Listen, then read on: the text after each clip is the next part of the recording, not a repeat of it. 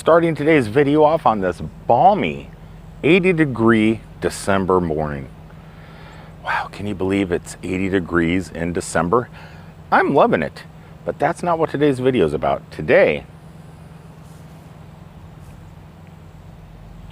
could be the greatest day ever.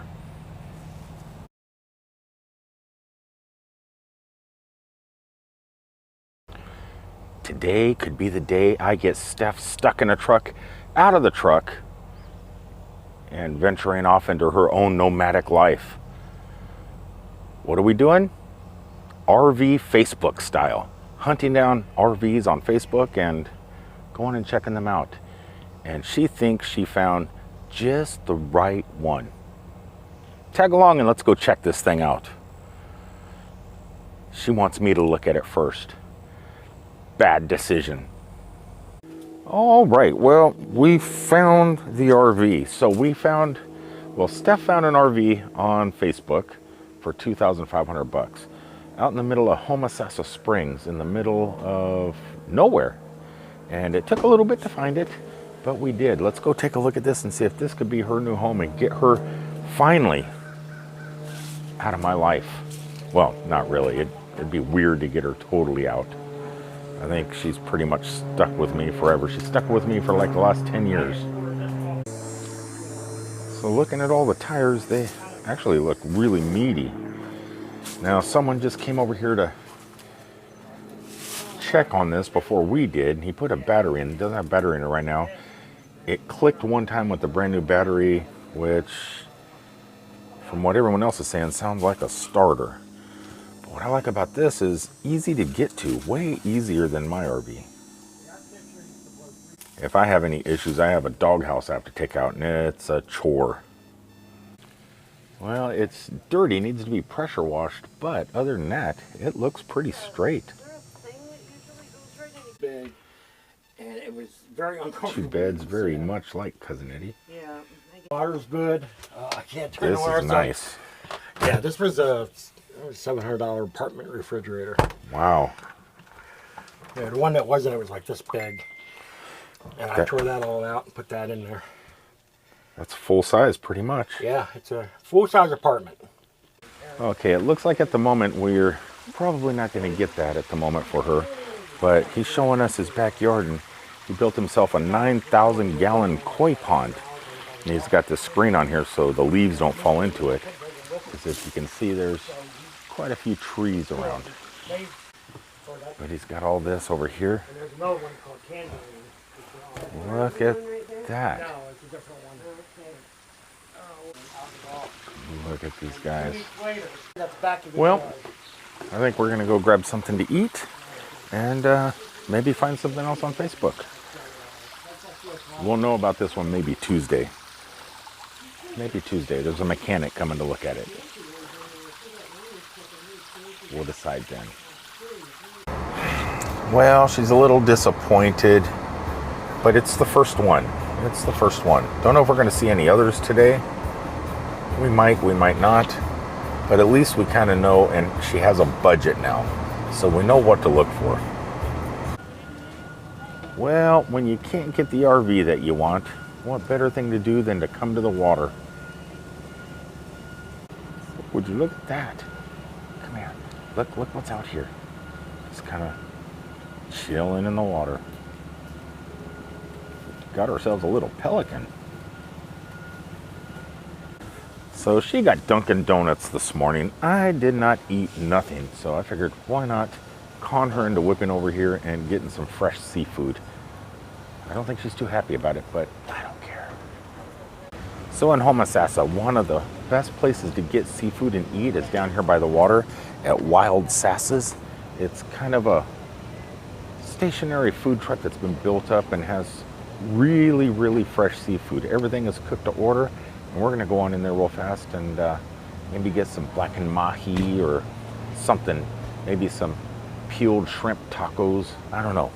They have it all. And I wish I could try it all. But, well, I mean, I guess I could. While I'm waiting, I was just looking over here and it's like, look how picture perfect that is right there. That is a postcard. just chilling. Got one on each pole. Okay, so I was gonna try something unique. They have a hamburger here with no hamburger in it. It's just made of peeled shrimp, and then they peel the shrimp and they put it and make a patty out of it, but they're out. It's Sunday, so the shrimp hasn't came in yet. So I ordered a grouper taco and some chowder. Need some chowder. And the menu is, they got a little thing over there, so you just grab one of these things. And if you guys can see that, just in case you ever want to hit here,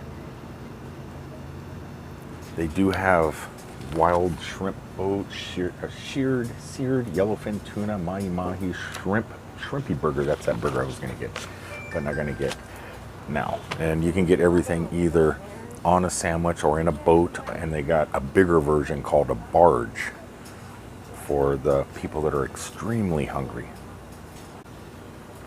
But you guys, look at that. It is fresh. You don't get this in the city.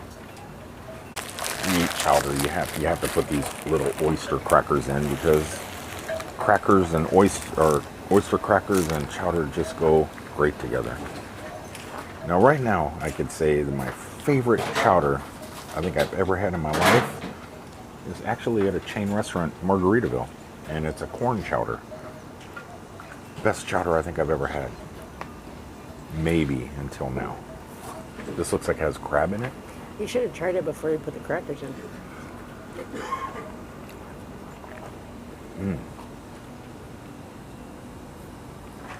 It's stone crab. Yeah, stone crab. It's a stone crab chowder. I really wanted to try it, but it had flour in it, unfortunately. Which is not a surprise. Better than Margaritaville's corn chowder? I don't know. That crab might put it over the top. It's pretty good. Okay, this is what we're looking at here. We got some grouper tacos. We got grouper tacos, and she got a boat. I don't know what's in the boat. Grouper boat. Grouper boat, and I got grouper tacos. Okay, so the tacos that come, there's some sort of sauce here. I've never had grouper in a taco. I've had like scorpion fish and stuff like that. That has to go on. Not exactly sure what it is, but it tastes pretty good. Oh, yeah. It's so pretty, I don't want to eat it. Look what was on my toothpick. Look at that. I'm going to try to balance this thing so I can... Okay, so golden crispy. Look at that. Look at that. I love my camera. It focuses. Let me see if I can find a fork.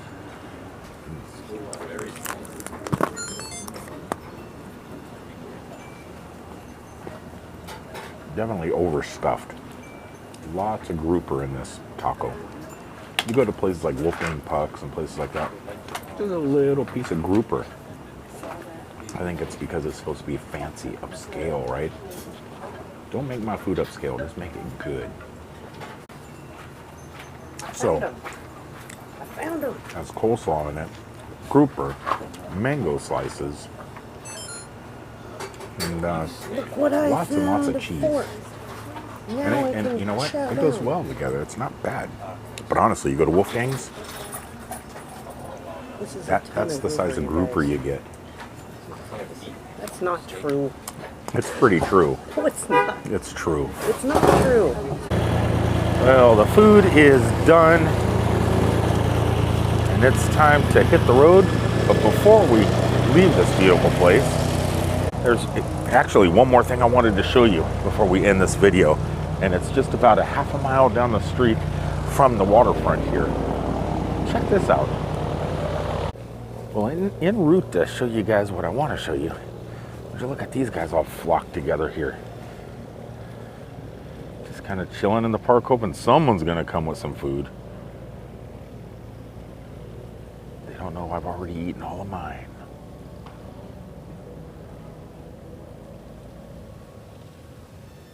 Okay, so just down the road, maybe 800 yards. If you keep going down the road about 800 yards, you'll end up where we were just at. here in Homosassa. But heading back towards Cousin Eddie, where I live, you pass this amazing little spot. Now there are these places all over. In fact, we have one in Wildwood, or not in Wildwood, but in Lake Pennsauken, just past Wildwood. We have a sugar mill. This here is the site of the old Yulee sugar mill ruins. This is the ruins of an old sugar mill. Now, where I live, just down the road about 30 miles, we have ruins also. They're just not as well preserved as these ones. I think that's a squirrel. Is that a squirrel?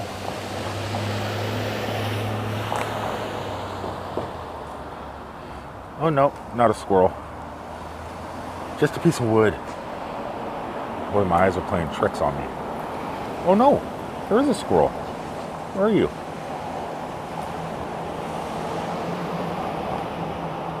There you is. There's a little squirrel. Showing wildlife. I have to change my vlogs to wildlife vlogs. You know, I often said that Hawaii is better than Florida, and I still believe that. But we still have beautiful parts. There's something to be said about Florida. You just can't say the same thing about Hawaii, because it's Hawaii. It really sucks that this place is right beside the road, because motorcycles and boats and cars and everything, or cars pulling boats, not boats themselves. Anyway, boy, the noise. All right, so here we have, what is this? This here is a, don't know what none of this stuff is. That's a grande kettle. I don't know what they do with that, but they got all these different kettles here. A potpourri kettle? I don't know. Maybe there's some signs around here explaining this just a little bit more. Okay, that's pretty incredible. So that grande kettle was the largest, which sat furthest away from the heating process. And as it dried, the liquid would crystallize into sugar crystals. You get large sugar, small sugar, and even smaller sugar, depending on the heat process. So that one there made some pretty high quality sweetness, and all these here just kind of went up from there. I have no idea what I just read, and don't even know what it all means. I would never have been a good sugar maker. And it's really strange, because all the sugar cane fields and everything are far down south, yet they used to bring it up here to make the actual product. This sign's missing, but it looks like maybe this is where it was all tumbled and heated, I'm guessing.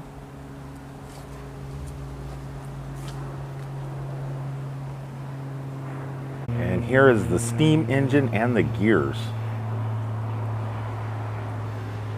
It's amazing that we had this technology back in the day to be able to do something like this. Now, I've seen little roadside carts that would squeeze the juice out of the sugar cane. And this is just a much larger version than what you see on the streets when you get your sugar cane juice to drink in a cup. They could probably put lots and lots and lots of sugar cane into this thing and just grind it into the juice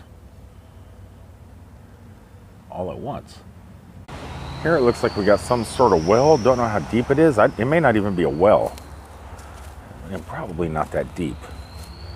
It's down there though, probably about 15 feet. Don't know what this was used for, just because this is another one of those locations where the sign is missing. Okay, yeah, I know it's an old sugar mill, just the ruins of an old sugar mill, but it reminds me very much of the fort in St. Augustine. So this sugar mill was made by David Levy Yulee he was born in 1810, died in 1886. He also built Florida's very first cross-state railroad and became the Florida state's very first U.S. senator. Impressive, sir. Impressive. Well, as Tommy Travels often likes to do, he likes to end his videos on the end of the water feature. I think this is going to be the first time I end one of my videos on the end of a water feature. A canal with a houseboat on it. Look at that. I might sell Cousin Eddie. I often thought about living in a houseboat. I almost bought one time. And just live on the waterways in Florida. Not going to happen anytime soon now that I'm a Thousand Trails member. Thousand Trails. Get some marinas. Because I would do it. I would get out of the RV if Thousand Trails also bought up marinas. Anyway, until the next time, guys, thanks for tuning in, and I'll see you later down the road. Peace out, everybody.